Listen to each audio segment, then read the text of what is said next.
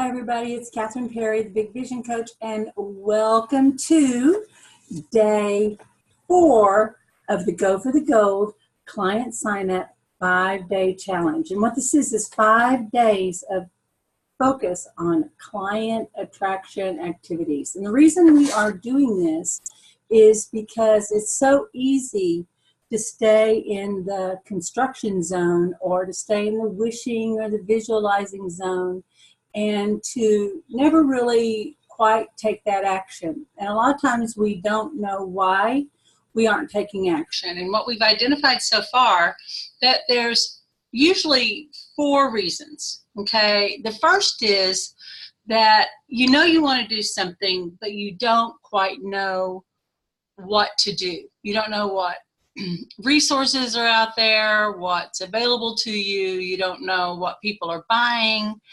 You don't really know maybe what value you even have or what transformation you could create for other people. You have no idea. You have a sense, a feeling that you could help people or you could earn your living from your business. Good morning, Maria. I'm just saying hello.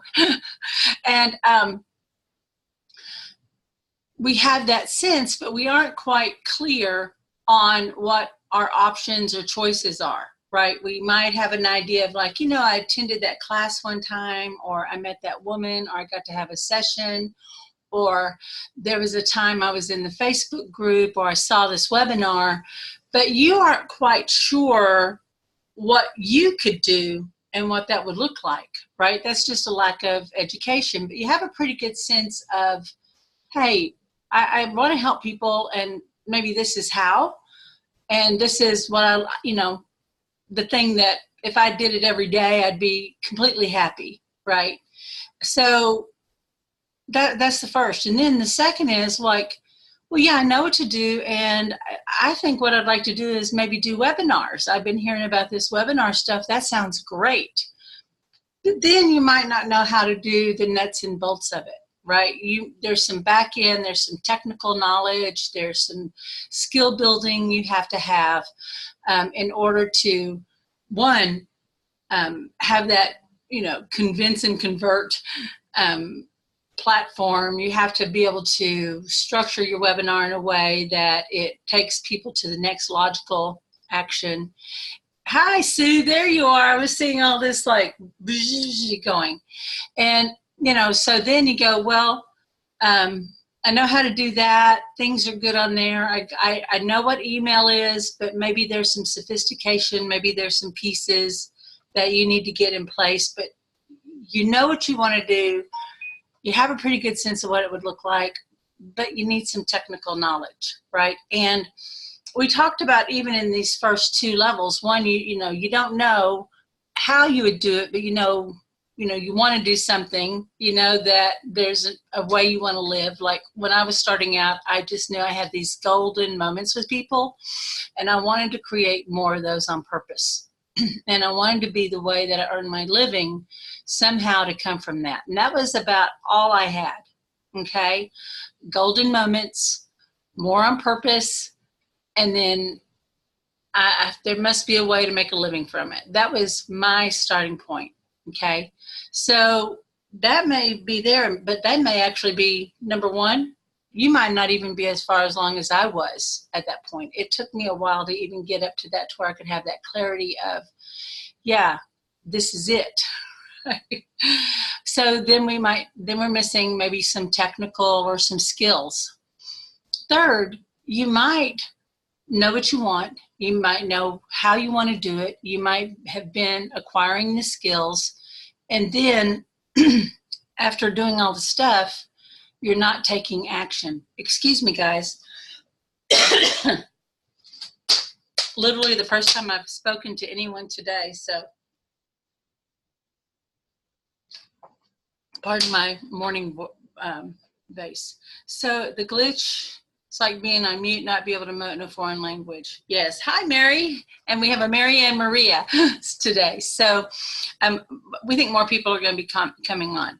So then we talked about, hey, you might know what you want to do. You might have a good idea of how you do it. You might have some technical knowledge, but you're still either not taking action or it's just not quite going anywhere. You keep kind of getting stuck. You find you're kind of circulating, or maybe you get a good start and then you collapse just before you deliver, right?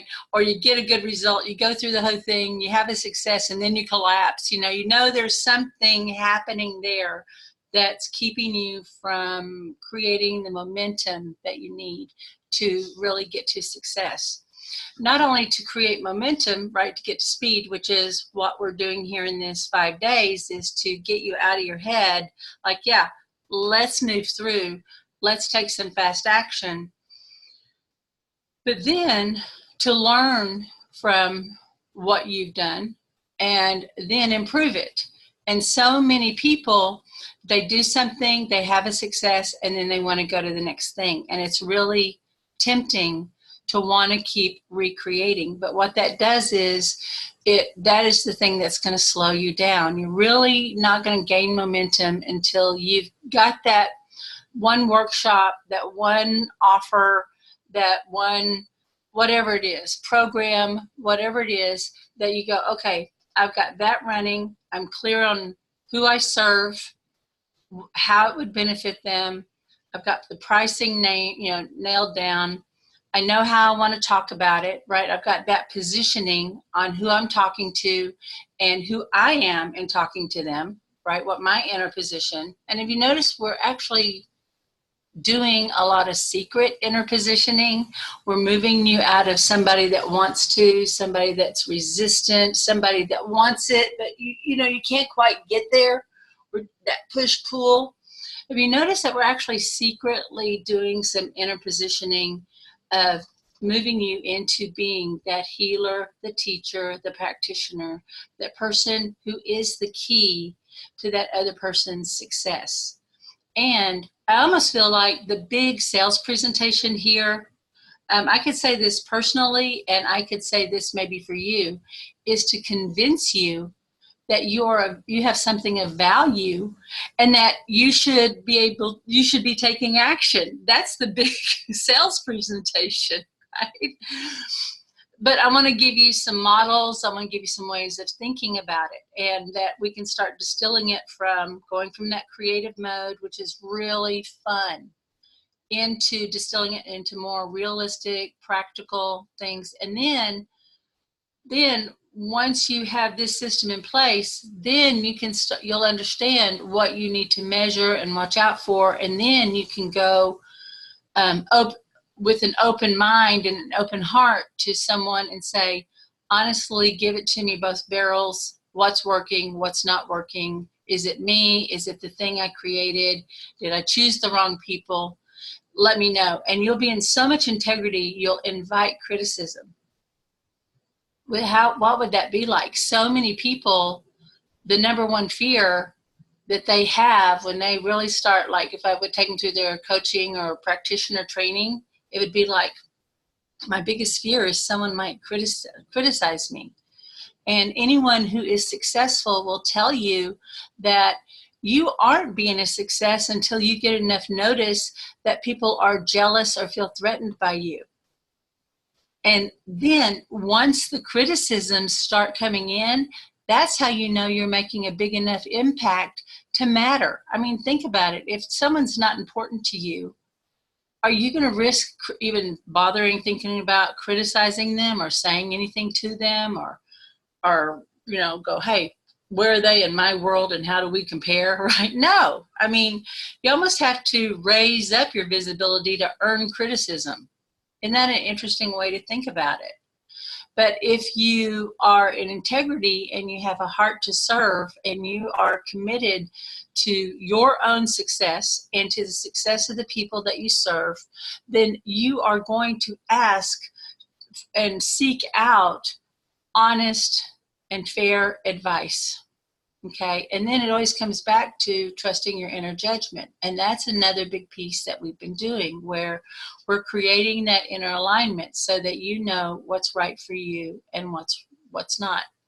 I'm in Gina Gabellini's group, one of her groups. I don't remember which one, but anyway, I'm in a group, and she tells a story about when she was setting up her first website, and everyone at the time was saying, put your coaching prices, oh, don't tell your coaching prices, make it a secret, give all the value. Maybe you would list your low end thing, but don't list your price.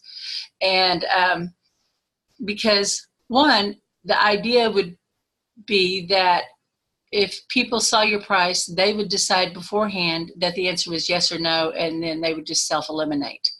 And in the old hard line ways of selling, you don't want people to self-eliminate. You want to be the one to try to convince and convert, right? You're going to win them over. You're going to, in the old model, it's get people to, find out how they can get another credit card. Who do you know that you can borrow money from, and how much, equity do you have in your house? You've got to get in this program now, right? And I never felt good about that. And Gina said she didn't feel good about that either. She actually wanted people who said, yeah, it's a hell yes or a hell no. And if price is the objection, she knew that those weren't her people. The question should be whether or not, if Gina felt like she could honestly help them and there was a rapport between them, and then they could go to the next level. So there's some people, I've heard people talk when they go, well, I looked at the program, it was only $1,000. So I thought, why, what the heck, why not? I don't know about you, but $1,000 is a serious decision to me. I think about $1,000. But there are people that don't. There are people who don't think about 500 or 5,000. But if you are charging 1,000 to 5,000, they're probably going to have more questions and want to have more high touch. And you've got to have all of this that we're talking about really clear about what the transformation is, what is the offer, what is the benefits, and what is the path that you're going to take your customers on. And that's what we're doing. And we're building the smallest, simplest, what do we say? Low tech, high touch. Because right now, you may have more time than money, frankly, or you may not have the systems yet, but you could get going. And why wait until everything's perfect? Because nothing will ever be perfect. So what we want to move you to is, hey, let me start building at least relationships now. Let me start talking about what I'm doing, and then start getting some agreement and feedback. And do I have my pen? I wanted to draw this out because I want to show you how we're thinking about this. And I thought I had a marker. 1 second.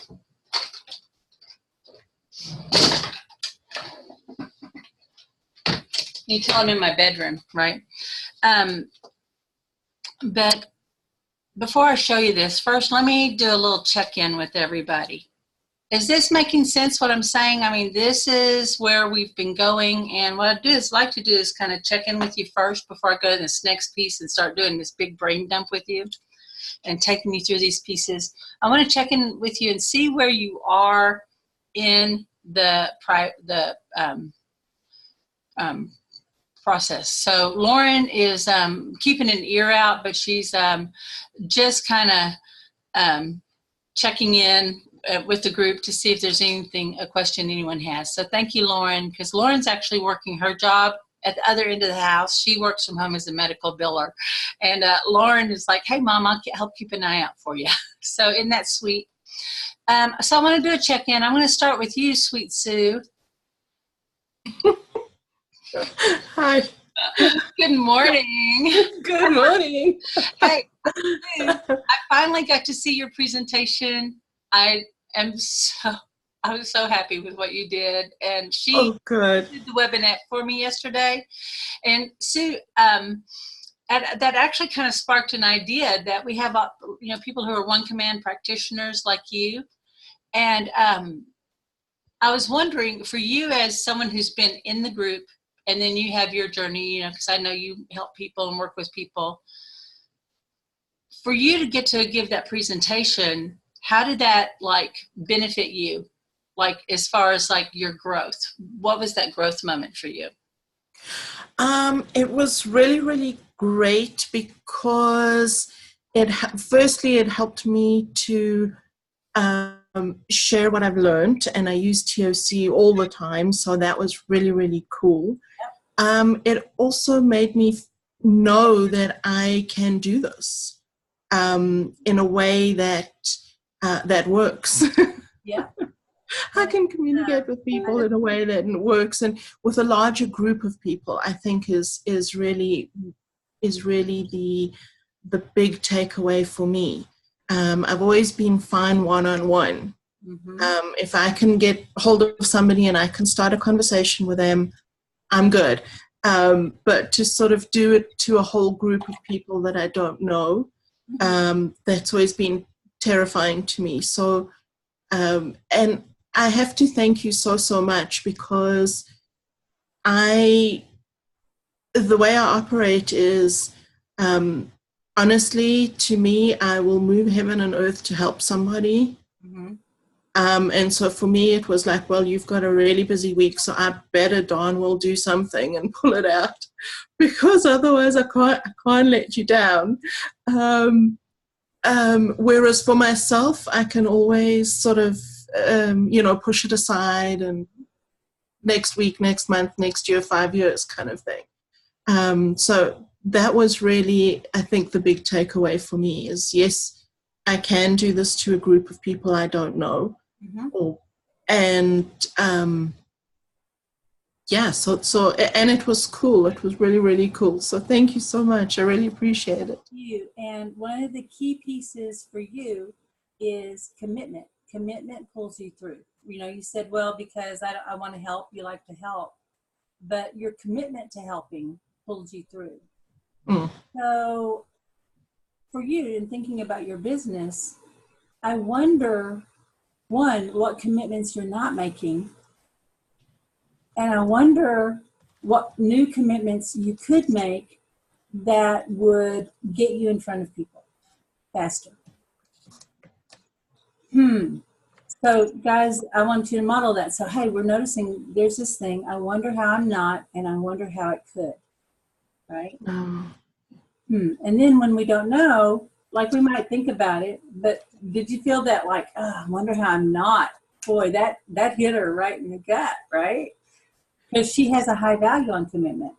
Sue does. Sue commits, guys. If I'm here, Sue's committed to me, and I love you so much, because if I'm on, Sue's on. That's it. To the best of her ability. Sue commits. She commits to her own work and what work must be done. Okay? But there is a commitment that's missing, and now that has already set her mind on another piece, because there was an emotional there that lets you know where you need to do a command, right? So I don't know how. Let's just do it, guys. Let's do it together. I bet we triggered you guys too. I don't know how I have the courage to make and keep my commitments. I only know I am fully committed to my success now and the success of the people I serve, and I am fulfilled.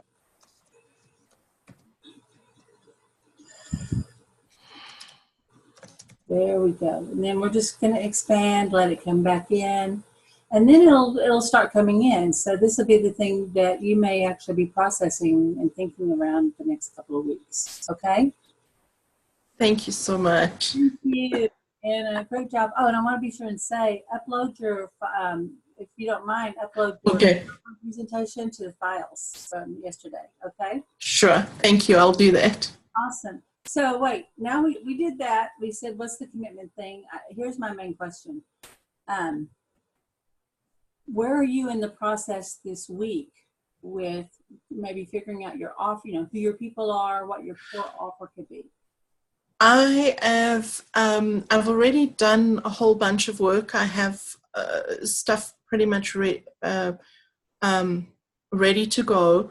Where I am at next is I need to set up a beta group and create my next level program. Okay. Which is basically what I'm doing is I've I've created a very practical, hands-on system, or not system, method for people to identify where they're at, where they want to be. And then now the next step is identifying both strategies and what your priorities are. Okay. Because what I found with myself as well is there's so much stuff that either needs fixing or changing or whatever it is. But over time, I have gotten lost running down rabbit holes when, had I focused on one or two or three really key things, everything else would have started slotting into place. Right. So really what I'm looking for next is to set up a beta group for that program of the top, what I call top 3 things. Okay. So do you have the basic pain, like the thing that people say, wow, I didn't know, gosh, if I could only get into a beta group and just work on a bunch of stuff, I'll be better. No one ever thinks that, right? They go, why does this one thing keep happening, right? Why do I keep, starting to make money, and as soon as I make money, it goes away? Why does this keep happening? Why do I keep picking the wrong people or the wrong jobs? And they don't know what they don't know. So right. What that main pain is that you're going to focus on, so people can self-identify. No, that's the piece I'm stuck on right now, is sort of what's the edge of the wedge, so to speak. What is that pain that'll open that up for me and for them. Okay. So that's where I'm stuck right now. So you've probably done a ton of practice sessions. Maybe you've done some paid sessions, right? But when you've worked with someone, who is someone that there's a couple of ways we could say, hey, who was the best client ever? But I would actually bring you back to, what was the best transformation that you had with somebody, right? When you were working with them and you saw that light go on and they started making change after that. Do you have an idea of that person?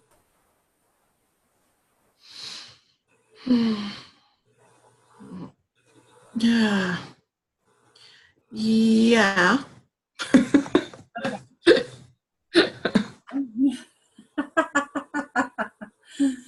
So right now, maybe because you don't know what results happened after the session, like maybe they felt really good, they felt lighter, but then you didn't know what happened after. Yeah. So before you went and set up a big beta group, I might actually do a smaller invitation to, hey, I'm putting together a group of 10 people, and we are going to focus on this one issue. And it could be fear of success, or it could be fear of stepping out in their power, or whatever. That's something women seem to think a lot about. Like, I'm going to step out in my power.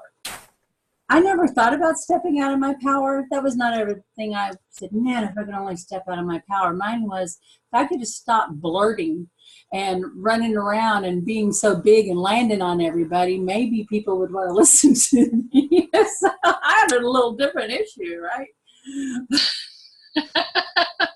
But, what is that thing that you kind of keep hearing for people? It's almost like that dog whistle. You go, I don't know. I was like, every time I'm in a group, I see this person or I hear that, and what they aren't getting it, right? But maybe if you said, hey, I'm putting together, I'm looking for people who might want to work with me for the next 6 weeks. It could be free. It could be $25. It doesn't matter. Okay. I encourage you to put a dollar amount on it, but if it feels better to do free, do that. You've heard me say a million times how my first thing was, hey, I just asked for 21 volunteers that I could do this one technique around this one belief, right? This one technique, one belief, which is what we say in the 5 1s. And then people started asking to pay me. Would that be okay if they offered to pay you, Sue? Yeah, it would be. Them to say yes? Yeah. It would be okay. Yeah. So if instead of the beta group, you might first start for those volunteers and then invite them to your beta group. Okay. Because then they've had an experience. So your converting offer could be be my practice person or be my case study, right? I'm looking for 4 people to be my case study. And people like Taki Moore and Big Deal people do that all the time. I'm looking for my next 10 people to be my case study. And they may even charge them a lower price or do it for free. Okay?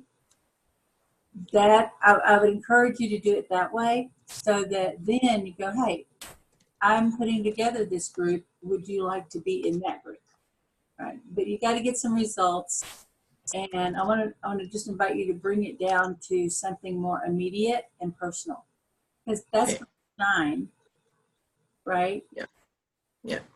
Like, I think it's interesting, and guys, we'll get to you soon, but I think people need to hear this. I think it's interesting that your idea was, hey, I want to put together a group, and your biggest fear and the aha you had yesterday was, wow, I didn't know I could talk to a group. Yeah.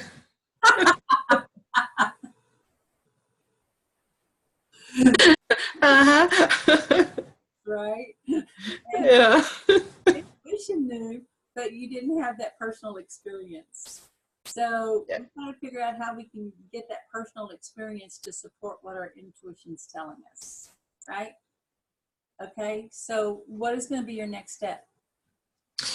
My next step is to actually, this week has been real busy from a lot of perspectives. What I really need to do is just sit down for maybe an hour or 2 and actually just listen to myself.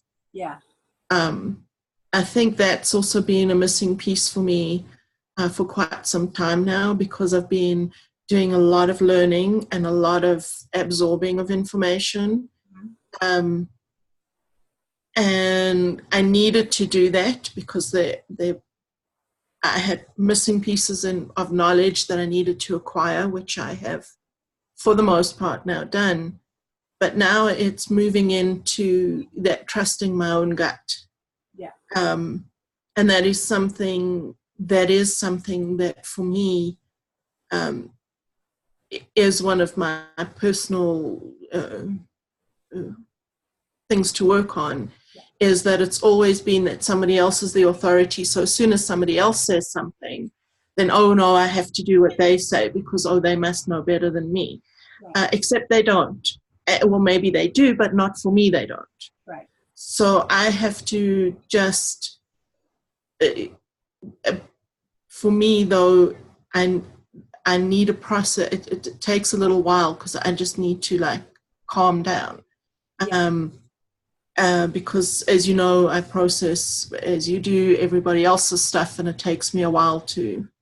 Yeah, it's got to go all the way down to your baby toe. Every part of you has to have a conversation, and then it starts coming back up. Yeah. Yeah. So, so with you being a healer, you have your inner healer, and just invite your inner healer to be your guide on what's the best way, because that's who you're serving, right?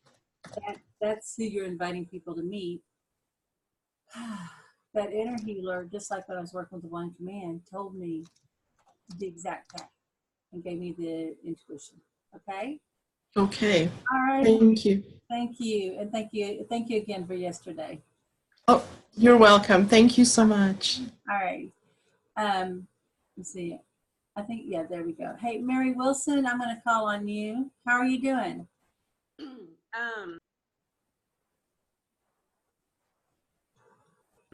Can you hear me?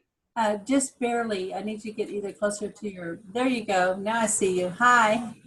Hi. Having some breakfast. So, where are you at in the process? I'm still kind of having a hard time really identifying my avatar. I seem to attract people that know me, right? They see my process or whatever, or they trust me. And I tend to go through stuff myself, right? Learn it, heal things, and then I want to help other people. Yeah. So, but not, I mean,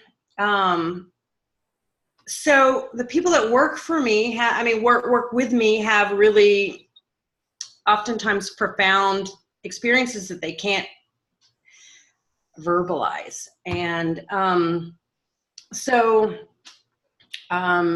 anyway, so I kind of polled like a close group of my friends that are in a group that I've got.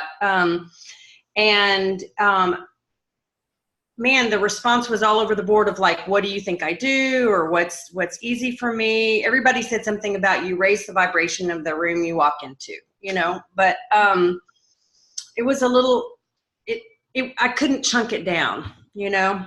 Okay. So typically, what kind of, is it people of all different kinds of professions? Is it other healers? Who comes in? I have kind of two main domains, and to me they're connected, but I will at some point get that information out in the world. But really, so I've done the interior design for 30 years, and I've also been on a healing, self-discovery, you know, metaphysical journey for 20 years, 25 years strong. You know what I mean? You name it, I've been certified in it. I can do all sorts of things. So I was initially thinking I could apply this towards, because I call that whole life design, right? And to me, they're connected. I mean, my company's name is Live Beautifully. So that's like this philosophy. It's a holistic approach. Yeah. So, but anyway, I've been doing a bunch of work around beliefs and thinking, okay, well, this will be good. And I've been wanting for more than a year to have like a monthly belief group. And I think I have people that are interested. I mean, some people have kind of done it. I mean, they've been small, but I haven't gotten the traction. And my most consistent coaching client, kind of in the healing thing, is different than every other person that shows up. He's a man, and he showed up every week for like 10 months, and he's had physical, emotional, I mean, his whole world has changed. Mm-hmm. But had he not known me personally and realized some of what I could do when I just sort of gave him some very direct feedback one time, he would never have been a client. He wasn't even on his radar that this was something he needed to do. You wake up going, if I could only live a beautiful life, then everything would be good. I wonder how my interior is affecting my mood and everything, right? Okay. So, but was that juicy for you? Did that turn you on? Did you like that work with him? Is that something you'd like to do more and more? With the guy, or with the group? No, that one person you had that big transformation with, that guy, that he had that big transformation. Would you like to have more of those, or was that just kind of a cool one-off experience? I mean, I would probably only want to have one or two, just because it's a big chunk of time with everything else that I'm doing. So I would rather spend less time and energy and probably help more people. I mean, I will probably never close the door to one-on-one, but I would like to reach a larger group. Okay. So when I just mentioned him because it made me not clear about who is my client. Yeah. Hey, I am popping with ideas here, so I'm going to try not to do an idea dump. I feel really excited when I think about what you're doing with raising the vibration in a room. You're Live Beautifully, the beliefs and healing, and it's, you know, feng shui is the forerunner of that, but you are beyond feng shui. Right. On that, you know, even though if a feng shui person walked in, they would probably recognize everything that you did, right? They know that energy flows and enlivens. Well, that I make it really easy, because people just go, oh, this feels good, or, you know, it's natural. Yeah, I mean, and when I said I'm going to teach classes out of my house, and I went and found a house. This is just a little side story. because of working in apartments, and so you might translate that to realtors. What did I have to do? I had to stage apartments, but also if there was an apartment that wasn't moving, right, for some reason, I would go in and do energy work, and I would talk to the energy and the consciousness of the apartment, and I'd raise the vibration of it, right? And just I almost get like this mental of this conversation where I go like, "Are you ready for the next family to come in?" And they go, "Yeah, I think somebody's off." Okay, there we go. "Are you ready for the next renter to be here now?" And the apartment would go, "Yes." And I would rent that apartment within 24 hours. If my property, if things started slagging on the property I was managing, and they'd say, "Catherine, what are you going to do on your marketing?" Well, I would lay out the marketing plan that my boss wanted to see. But what I actually did was I'd go sit in my car and I'd talk to the property.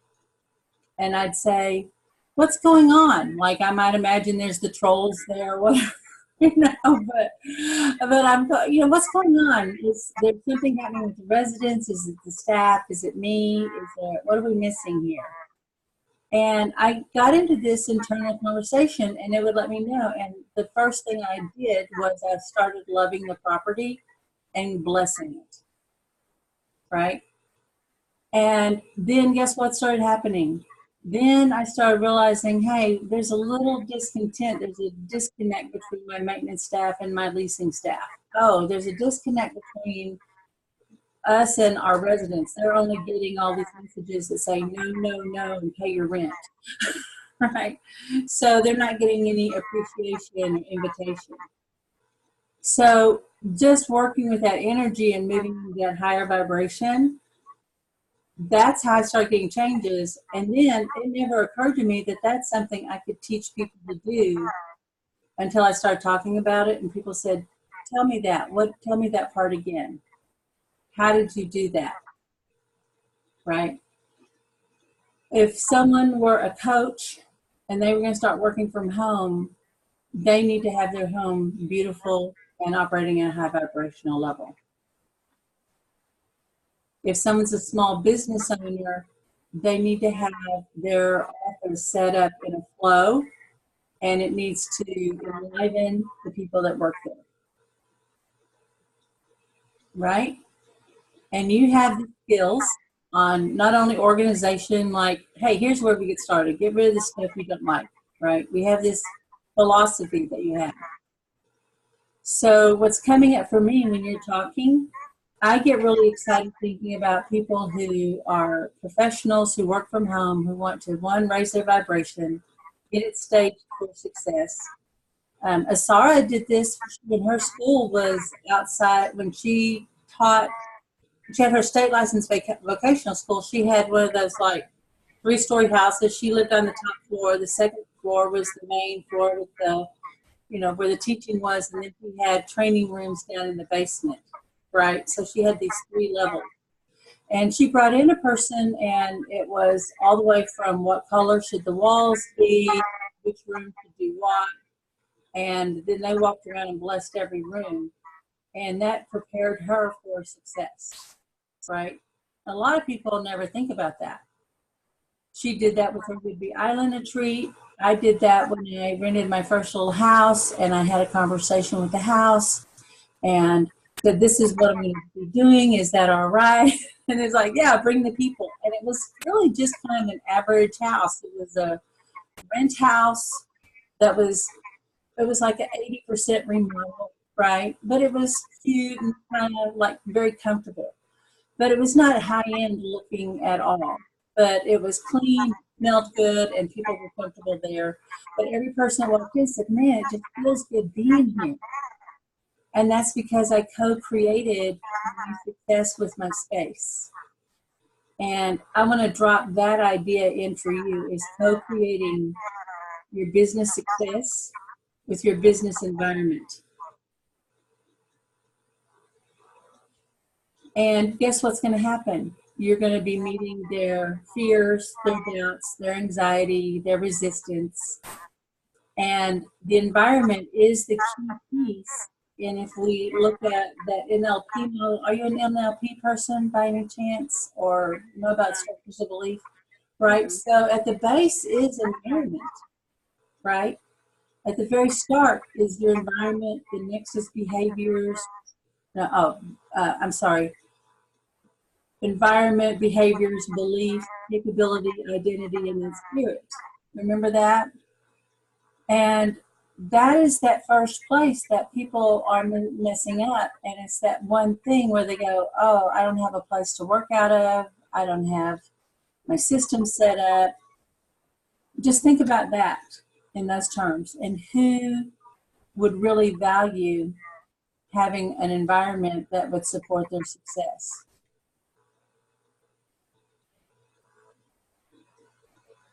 Right? Because that's what you do. You even if you're doing that one-on-one, you're creating an energy environment around them. Yeah, you're just thinking about it right now, but there's things you already have in place that you're a master and a genius at, and then you could lead them into other parts of your business. So maybe it could be a class. It could be a webinar that could take them into the, 3 steps, or invite them to working with you one-on-one.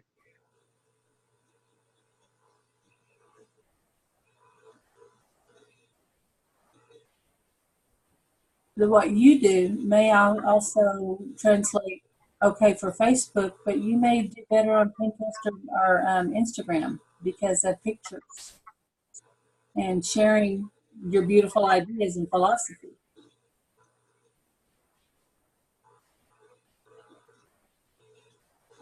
Okay, is that helpful? Yeah, it's a completely different direction than I've considered. It's actually what you do, and it's the 2 pieces brought together. It's a Reese's cup. It's peanut butter and chocolate. And here I was thinking, oh, it needs to be relationships or health or something else. You know what, though? It doesn't matter. It could be business. It could be relationships. Hey, I had a friend that, she wound up helping a lot of married couples that the wife was going, I don't know what's going on here. And she said, send me a picture of your bedroom. And she told him, send me a picture of your bedroom. Mm-hmm. And she said, I can tell you right now what's blocking your relationship from showing me a picture in your bedroom. Right? You probably would know too. What's stopping you in your health? I didn't do yoga for a long time because I didn't have 6 square feet that I could stretch out in. I mean, this is 8 feet. If I raised my arms up, I couldn't find a place that I could get all 8 feet all around me stretched out enough, right? So I wanted a space that I could actually create that. So your health, it could be at any direction. It could be the one that's hot for you, but the one where people will pay might be those coaches and realtors, but also small business owners that have those customers walking in. One more little thing to drop in.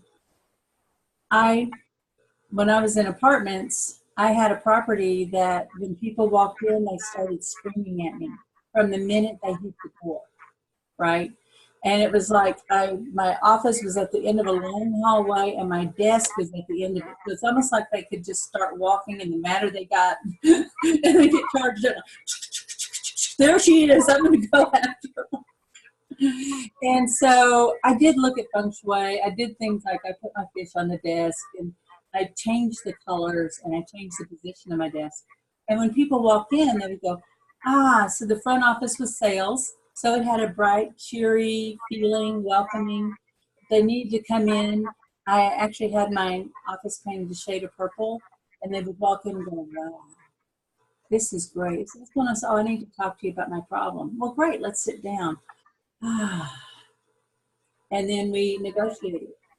My boss was horrified at what I did because it didn't look corporate at first, but when I showed her the difference, he said, spend the day with me. And then she saw, and I talked to her just about color. alone. And just that made all the difference in the world. She let me keep my weird yellow front office, purple back office, right?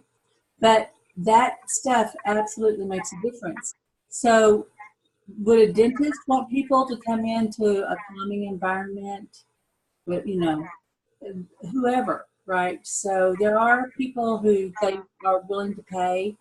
Tune in to your internal designer, and she will direct you, okay?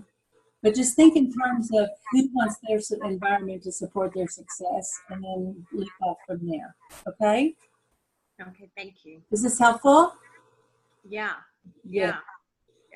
All right, great. Okay, and okay, I have the recording going. I want to call on Maria. We're going to get through this. I may have to come back and walk through everybody through here, but I'm going to unmute. Maria, are you there? At Lakeview, I think. Maria M. Okay, I'm going to remute you just for a minute because I want to check in and just see where you are in the process. Hello, beautiful Crystal. Aloha, Catherine. Aloha, mahalo. Hello, my darling. How are you? I am doing great. I'm really excited about today. So where are you in the process? I'm still on day 2. Yes, my day 3 went to hell in a handbasket. So, and it's all this external stuff that just like blew in yesterday with yesterday's storm kind of thing. You know, I don't know if you knew or not, but we had a major thunderstorm come through DFW yesterday. And along with it, it brought a bunch of other crud, and it's like, I got homework to do, you know, I got this stuff to do, you know, and I'm cracking myself up because I'm like, playing the whiny bitch baby, pardon the French, but you know, it's like, I got this stuff to do and I can't do it. And and I'm like, okay, so this is a lesson for when you get your whiny bitch baby, what are you going to do with them? How are you going to help them? You know, so I'm looking at all of the different things that are going on and, you know, taking it with a grain of salt, laughing at myself, laughing at the things and going, okay, you asked for this. So what are you going to do? How are you going to proceed? What are you doing? So today is hopefully, you know, Heinz Day, you know, ketchup. So to where I can get my program more in alignment and more written out. You know, I did have, prior to taking this, I did have a course that I was working on, but as you were talking to Mary just now, I realized that that course really could help with the people that are coming through the toxic relationships, because the biggest thing is communications. People don't talk to each other. We send emojis, you know, and with those emojis, we have no idea really and truly what they mean, you know, what we're saying, you know, and, you know, reading something in an email or a text. I mean, I couldn't even begin to tell you how many times I get huffy at my husband when he sends me something and I'm thinking, well, what the hell, you know, and it's not anything near as, you know, horrible as I thought it was, you know, but, and I have to remember who he is and that he's driving a truck and, you know, he might have stopped somewhere for 10 minutes and, you know, that was all the message he could send me. So, you know, and that's, so as you were talking to Mary, I'm like, okay, my communications course that I was wanting to implement with the toxic relationships, you know, because that's half the battle. If we don't talk to each other and just, you know, expect us to mind read, which is a skill that we lost millions of years ago. Yeah. Well, I mean, I'm a professional psychic and I have taught people telepathy, and I still need people to tell me what the hell's going on. I still have to communicate in words, you know. Exactly. But So one idea just popping in, and I think what you're saying is really important because one, they don't know how to talk to themselves about their experience. Correct. Frame it. Two, they don't know how to have a difficult conversation and keep it neutral, right? Or how to say hard things. And they need to have some coaching. Like, yeah, you have the right to say that, but they go, well, they'll get mad. Well, if you're with someone that you have to plan for them to be in a good mood for you to ask for anything, that's sign number one. You're in a toxic relationship. You're not just with a difficult person. You're in a toxic Absolutely. Right. So one, I would actually, so now listen to what's happening here. As we start talking, we go, one, they don't know how to talk to themselves, right? This is a problem. Right. Two, they don't know how to have a difficult conversation. But then what we're going to step it back, and then they don't know how to trust or even understand, like, wow, I don't even realize what I'm dealing with to have a conversation with them, right? Right. So the next step back from that is, how would they know they're in a toxic relationship? Because up until now, they may think, if I could only figure this out and be good enough, then I will get what I want. Or if he would only change, I would stop hurting. But they understand they're co-creating that relationship together. Exactly. And a lot of it is what we've seen growing up, and that old school thinking of only to be seen and not heard. Right. You know, and so that's part of their struggle as well. Yeah. So you're already identifying some of the ways they've talked to themselves, but now what I want you to get out of this is how I thought about it, right? And then we're realizing, hey, there's actually some steps and stages. So if you're identifying one, like yesterday, we thought, hey, you know what? I think maybe men need this. Women, we read a million magazines. We talk to each other about it. We read forums. We're very, we're actually in the masculine model of going out and getting information. We're very active and outwardly focused. Right. Thank you. Hi, sweetheart. Goodbye. That's what so we're outwardly, but men, they don't, who talks to them about toxic relationships, right? They don't know. They're just trying to be what good men were, right? They were raised their whole life. They're told this stuff.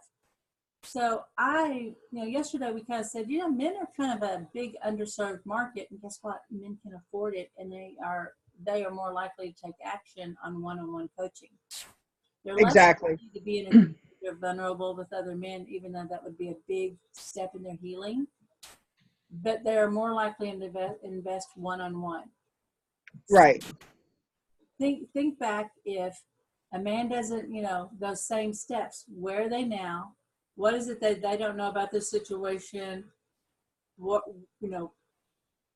hey, this is what's happening. They don't know how to even identify it, and then bringing them back to that self-evaluation so they can recognize really what's going on, and they can identify themselves as your customer. Right. Identify themselves as someone who needs to learn more, right? Yes. So I think you're really on a good track, but a lot of times, because you like to teach and explain things, you go into a bigger kind of historical perspective about why it's happening, what's happening now and here. And what needs to happen is bringing you down to, let's chunk down those steps they're in. So that's your next part, is to start chunking down those steps. Okay. So they can self-identify, but then also kind of in between where they are now and what it would take for them to self-identify, right? So we started with that and went backwards. And if you listen to the call, maybe that will help you again. God willing, and if the creek don't rise and the AT&T gods are on my side, we'll get this dang thing uploaded. I don't know how it happens. I only know it's happening. So exactly. But we'll get this up for you. But that's it. Okay. Was that helpful? Yes, it was. Because as we're talking, one of the things that I've been told time and time again by men in general, and I've been married for 29 years this year, that, you know, you're the only person I know that I could talk to all day long to. Mm-hmm. You know, whatever reason, I have that voice that, you know, so I never really thought a whole lot about one-on-one coaching with men. So I was thinking more of a group coaching thing. So thank you for that. That just triggered that memory. Yeah. And they'll have a higher value on that. And that's even like when I said, hey, that's 6 weeks or 3 months, they could commit to that. And especially Right. if it's one focus, and it may be either get out of a toxic relationship or to fix it. So here's the 3 distinctions: to heal the one they're in, Right. to get out of the one they're in, or to heal from the one they just got out of. Okay. And or you realize, hey, I've been in 4 toxic relationships and the common denominator was me. I wonder what toxic beliefs I must need to clear. That's the Right. right? So Right. just like when I said where people are in their journey, you can have that same talk. If we are in toxic relationships, 1, we're in one trying to figure out how to make it work, or 2, we're trying to figure out how to get out of it. We're trying to build enough resources to get out, right? To say, yeah, I have the right to be happy and I don't deserve this treatment. 3, we need to wound on the other side. You know, we need to heal the wound on the other side. Or 4, we need to really do that mind work, that mindset work to figure out why we keep replicating this pattern. Right. And all 4 of those are stages that everyone has to go through. And you're just, you know, if you really wanted to narrow your niche, you would just pick one of those. But to really serve that person and take them on the journey of full healing, now that you've laid out that path, my magic fingers, I don't know if you're watching, but you know, I am. You're going to be mesmerized. But then wherever it is that you pick them up, then they will know what the next thing to go to. But then, because we've got these 4 identified, what you and I know as healers, everybody here knows that what first is going to happen is they're going to get that first level of healing. Then they go to that second level. And it's kind of keep replicating until finally it completely dissolves, right? So, you know, but it's not just, hey, in 6 weeks I'll change your, you know, their life is going to be transformed, or in 3 months or 6 months, right? I would encourage 12 weeks to 6, like up 6 weeks to 12 weeks, working with someone intently on one thing. And, you know, realistically, 10 hours, that would, if you had 10 clients, that's 10 hours a month. Or if you wanted to set it up to where we go, hey, we're going to meet twice a month for 90 minutes or whatever, and then weekly check-in, do it in a way that makes sense for you and your client. Okay. Yeah. Because you do really deep work. You do the energetic and reframing and help them with future pacing. Okay. All right. Yeah. So, cool. Thank you. Yeah. So I think staying back with that, but breaking down the steps. Does that help talking to Crystal? Do me a favor. I'll mute you, Crystal. There we go. To even break down how we're thinking about that client, like where they are now, how they got there, what's next for them, what their challenges are. That's kind of like the work from yesterday, right? And then this also helps in this next piece when we're thinking about the setting up the back end, right? And right now we're right at an hour, and I know that there's some people that may need to go, and what I want to suggest is that we take a 10-minute break and come back, and I could go over this piece with you. If it turns out you cannot be here, don't worry, it will get recorded, and then I'll get it uploaded, okay? But what we're working on is first is on this 4 systems, you got to figure out who that client is. We have that offer, and then what's the action plan, okay? And sometimes those kind of go together, so we're still tying it together. So right now it's 10 o'clock. Actually, let's make it 15 minutes, and then I'm going to pause everything, and I'm going to come back in 15 minutes, and I'm going to go over the handout. If you have to go, I understand. If you get to stay, yay. So I will see y'all soon. All righty. I'm going to pause it now. Hey everybody, it's Catherine. I am just checking to see if we made it back or if we're all here, and I'm trying to see too if I can change my settings on my everyone. There we go. Now we have opened up the chat so people can see each other. And what we're going to be doing on this next section, and I hope people are able to get back in, because it looks like I should be on. And let me look at participants. It looks like we're all still kind of here, so I'm just going to keep moving forward with the presentation so that I can keep to the time schedule. Now I'm seeing that I'm getting chat messages. There we go. Hang on one second.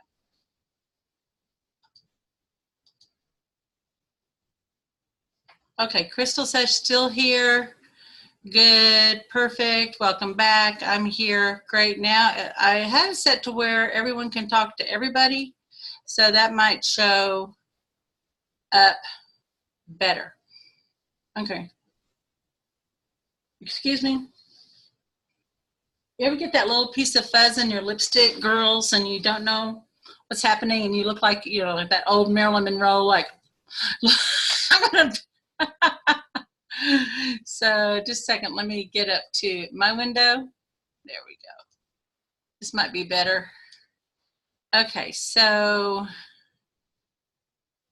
Maria on mic off. So now I'm getting everybody, you know, hey, we got some folks back. Maria, I see that you still don't have your microphone. That's cool. Hey, I want to check in with you though, Maria, by way of chat. Has this been helpful so far for you, just hearing how to break it down and how we're thinking about stuff? Okay.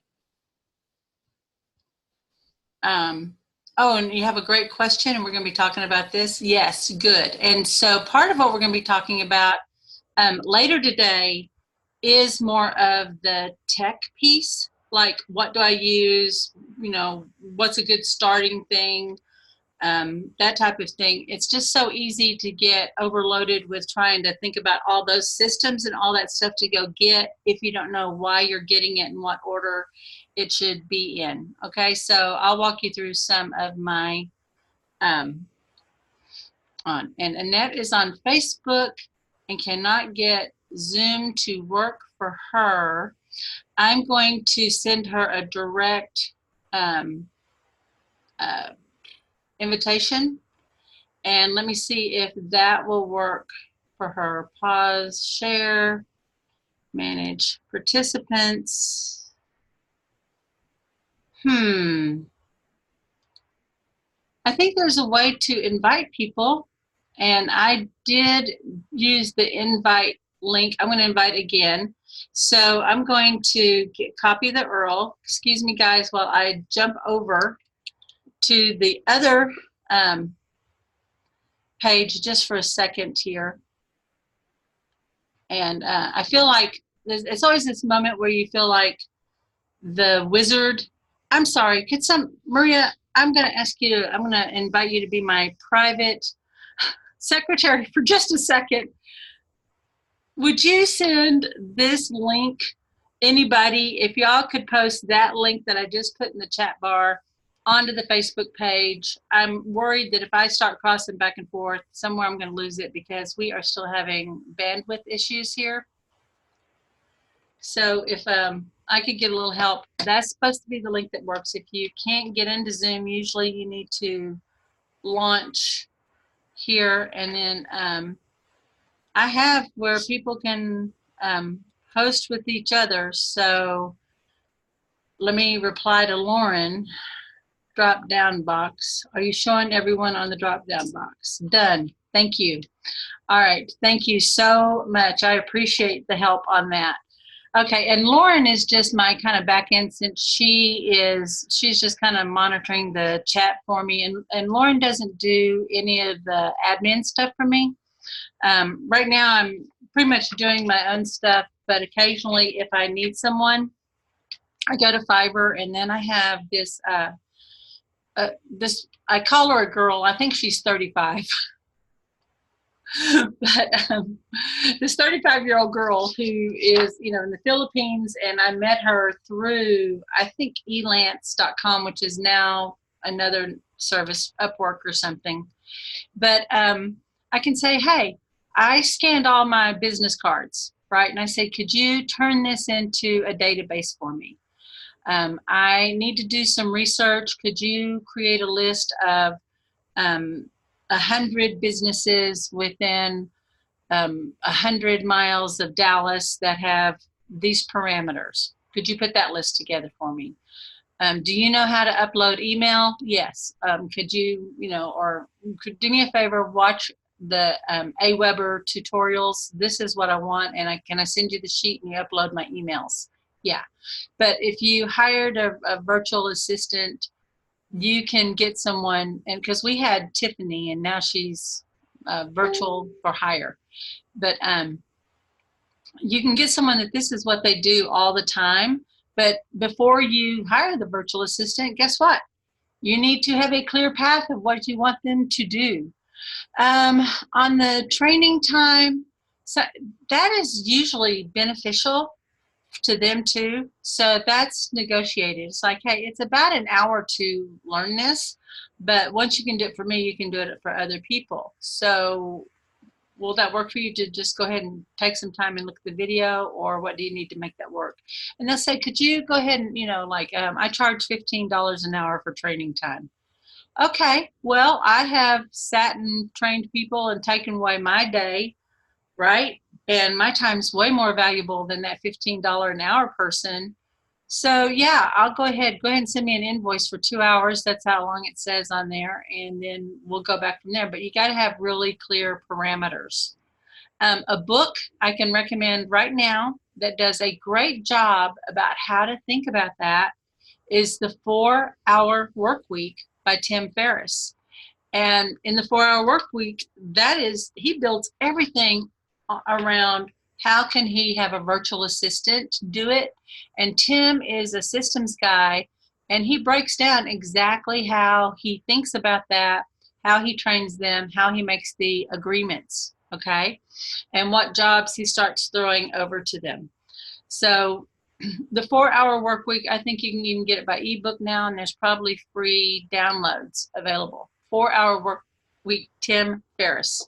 And then he's got his podcast, and he does a lot of great case studies. So check out what Tim's doing, okay?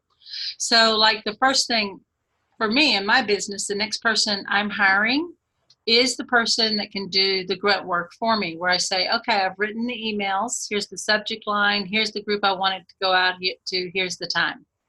And here's the emails I have set up for this week, get them all uploaded, okay?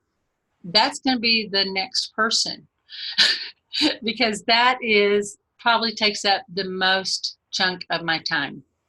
The next person I would probably hire, and having the clear offer, hey, let's do the outreach, and then setting up those times, is a person that could do that initial connection for you.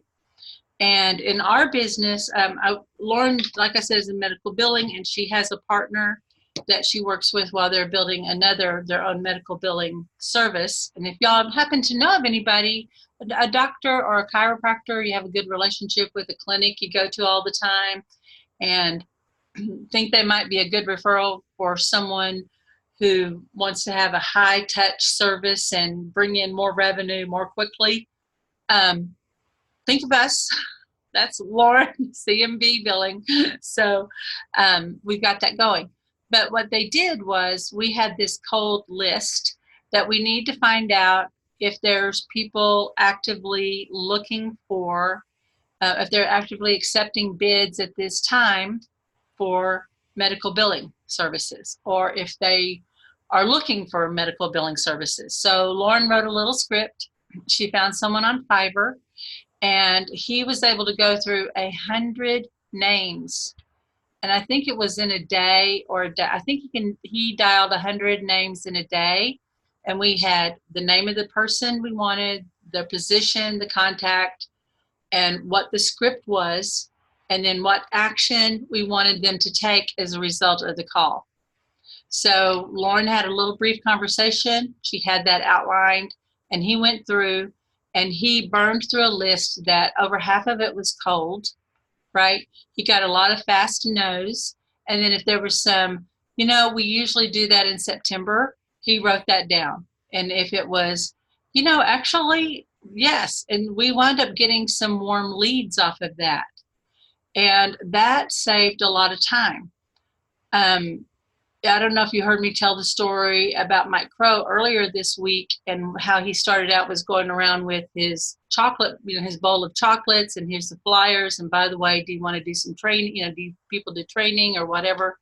Because he knew they weren't allowed to give direct referrals, but he still built relationships with them, so that if someone said, have you heard of Mike Crow?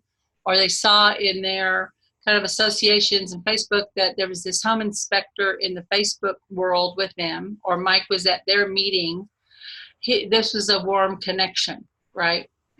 So once Mike said, okay, this works, I have the system down, I have my script, then he hired a person to go around and deliver the chocolate bowls. So the two people you need to hire right away in our low tech, high touch way of thinking initially is helping you in getting your email list set up and getting that managed on getting your posts out, doing the grunt work that you don't enjoy doing. And then if there's anything that you can hire for $100 or less that is not in your wheelhouse, that's who you want to hire next. I can highly recommend, I have found great folks to work with on Fiverr.com, Fiverr.com. And also, not only the people to work with, look at how they write their ads and they describe what they do. And they give this really great little thumbnail. There's other services like freelance.com and Upwork. There's a lot of other ones, but I would recommend those because there's a way for vetting the people, and then if there's a complaint and there's some accountability. So if you hire someone off Craigslist and they disappear, you know your money might be gone or whatever. It's always tempting, right? You want that person next to you that you can have that close relationship with, or maybe your brother-in-law or sister-in-law can do it, or you can force your kids to do it. But I think about it in ways like I need to hire someone that I can yell at, that I can, not necessarily be yelled at, but I can make accountable. Or if I can say, no, it has to be this way, here's the time. And if I need to fire them, I can do it fast. And that's the other tip, fire faster than you hire, okay? So you can take a little bit of time, get to know them, try them out on a smaller project, and then see what their next capabilities are, okay? So yes, outsourcing will save you time and stress so much. We were setting up a members website, and I mean, I've said this before, it took me 3 days to a week. I'm still, just now getting clear on what I want Big Vision Coach to be about. I had a site up, I hated it, I took it down, and I just said, until there's a site I really love, I'm not going to do it. And until I know what my clear converting offer is, I'm not even going to bother. Again, we're bringing you all the way back to these initial steps. But anything that you can hire out, do. So that means if you need someone to come up with a blurb for what you do, if you need someone to write your LinkedIn profile, there are people on Fiverr. And so literally for under $25, you can have something put together that looks very nice. You can get your professional blurb. They will come up with taglines for you. They will do all kinds of things. You can get a sales page set up. They'll set up your email autoresponder for you. I mean, that stuff is fun. But I tell you, in the early days when I was learning, I got stuck for a week because there was a question that said, here's how to connect your email parser. And I could not get my brain around what that could have possibly meant. Okay. There weren't a lot of YouTube videos at that time explaining this stuff. But hey, if you do get stuck, Google, type the question into YouTube and the answer is probably there. And even if you don't think you can do it, then at least you'll have a good enough base of knowledge to know what you need to hire. Okay. Is that helpful to everybody? Let me kind of check in on the chat. Yeah. So, all right, I have it set up so people can chat together. I don't know why it's not, but I'll be saving these. It says allow attendees to chat with everyone. So the fact that I'm allowed to broadcast and you can hear me is huge. Okay, so I am kind of the queen of free and low-cost stuff, and I will do a post on that. I had a list but it's kind of changed a little bit. Like I like doing teleseminars. You've heard me say we started out with a free teleseminar service. Now there's a free teleconferencing service that I used for a year. I loved it. All right, there we go. There's free email services that you can use. That you could start out free, and then the very low cost, $19 a month. There is a service that is a lot of people overlook, and I actually tell you there's two of them that are totally overlooked and underutilized. And the first is your Facebook page, okay? And with your Facebook page, now there are some capabilities that you can, in your, what would be your profile, you can actually put a little video. You could put a 15 to 30-second video like, hi, I'm Maria, or hi, I'm Tia, the communication coach, right? or whoever. Hi, I'm Catherine, the big vision coach, and here's who I help. Click on the link for this or that, right? Little quick call to action.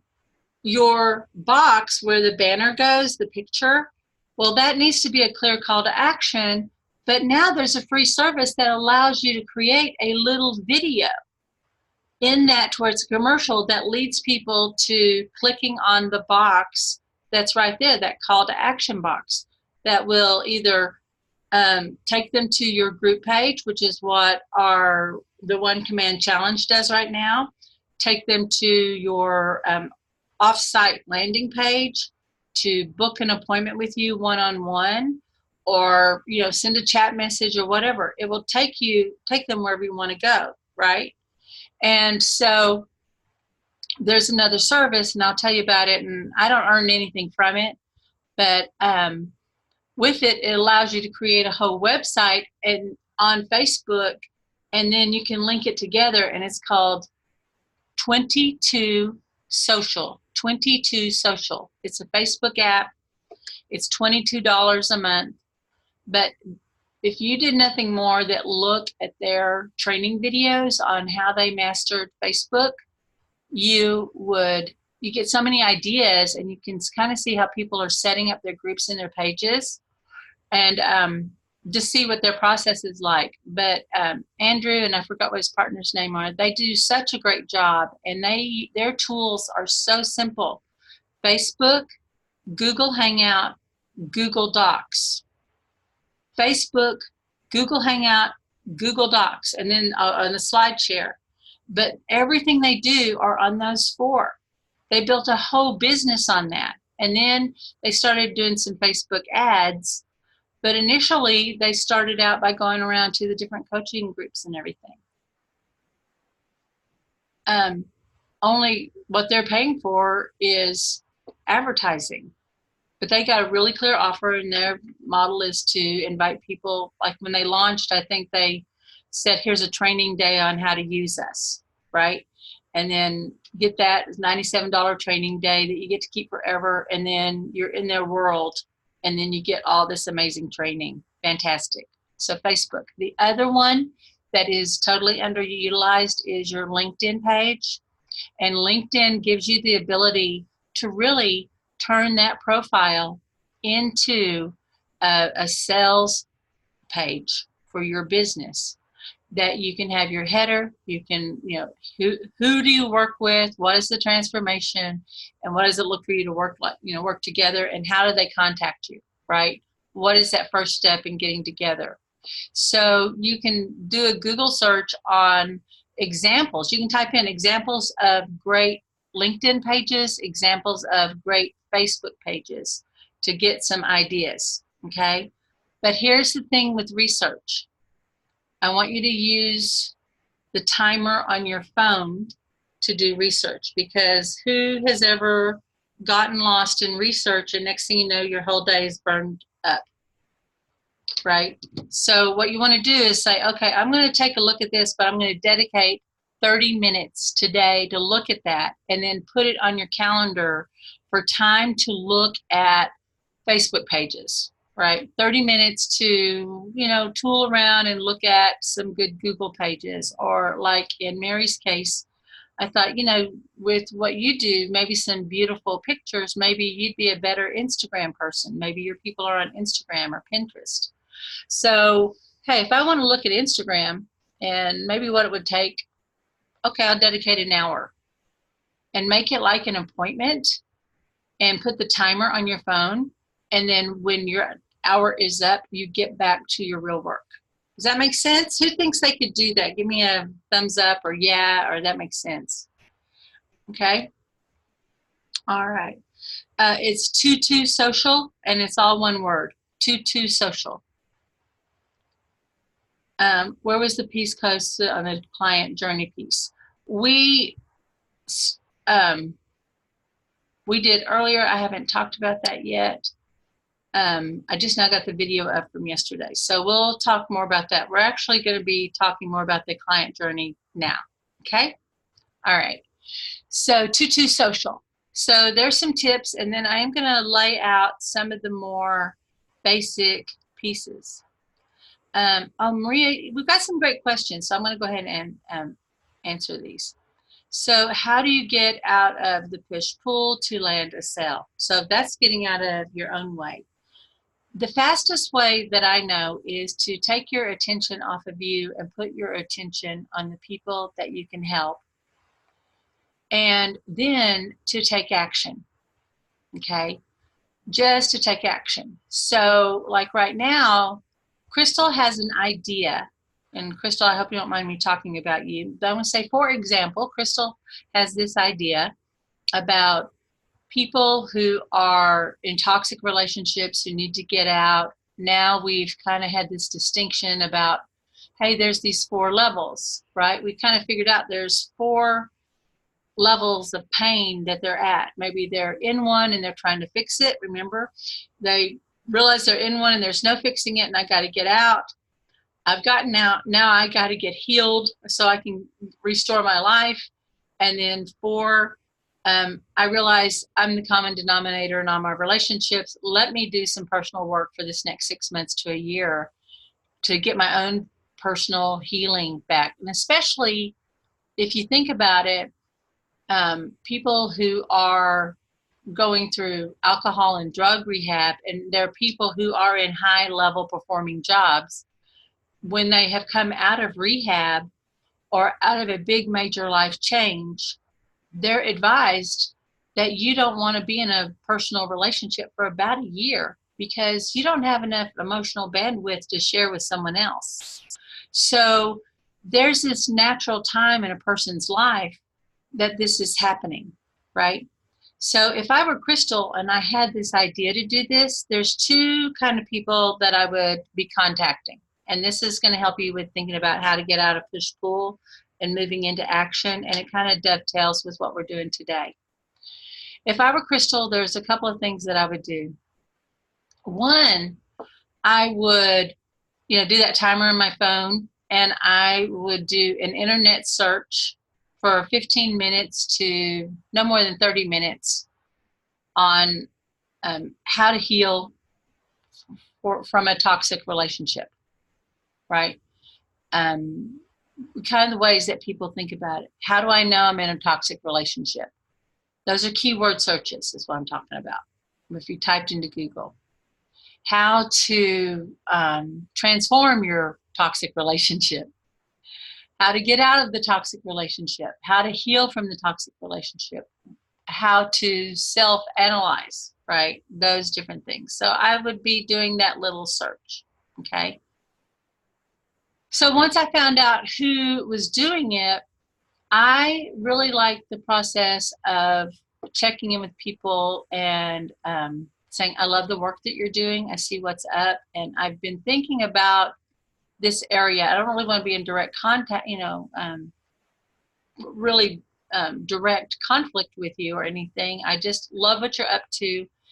And I'm wondering if there's an area of business that people are asking you about, but it's not really the area that you want to work in, right?